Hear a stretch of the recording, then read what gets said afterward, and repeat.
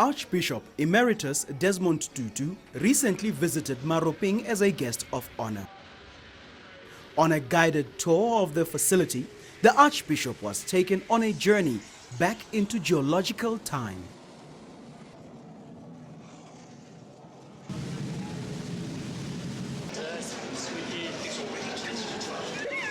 He was there to have his footprint taken and permanently displayed there.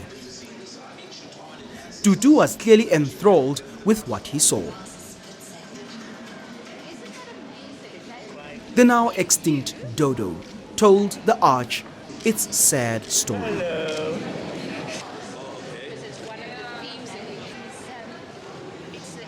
International and local press were on hand to capture the icon in this informal setting. He had the opportunity to examine firsthand authentic prehistoric fossils.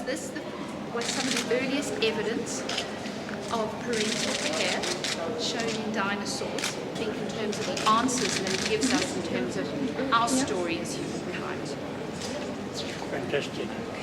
He compared his handprint to that of Nelson Mandela. He's a big man. The ceremony took place outside the tumulus, overlooking the felt of the cradle of humankind.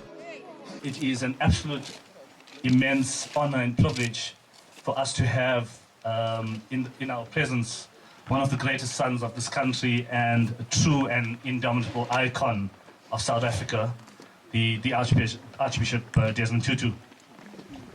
So just to give you a little bit of background on our heads of state and Nobel laureates' footprint strategy, it is meant to symbolize the story that all living people today can trace their ancestry back to the African continent and the shared common ancestry that we all share. The footprints therefore lend support to the fact that our ancestors walked out of Africa to populate the rest of the world or the rest of the planet. In 2002, the then President Thabo Mbeki and United Nations Secretary General Kofi Annan were the first to be honored by having their footprints taken. Now, Archbishop Tutu has been inducted as the latest member of an exclusive club of Nobel laureates and heads of state. Put some weight on it, have the right foot. Is that all right? No. Through this all, the Archbishop never lost his sense of humor. You know, God created a few perfect people. The rest he made right-handed. Scientists are humble in the presence of the Archbishop because he knew something long before we did. He knew and was preaching to this world about the commonality of humankind, that we are all one. We paleoanthropologists and scientists working on human origins here in Africa only really figured that out about 20 years ago.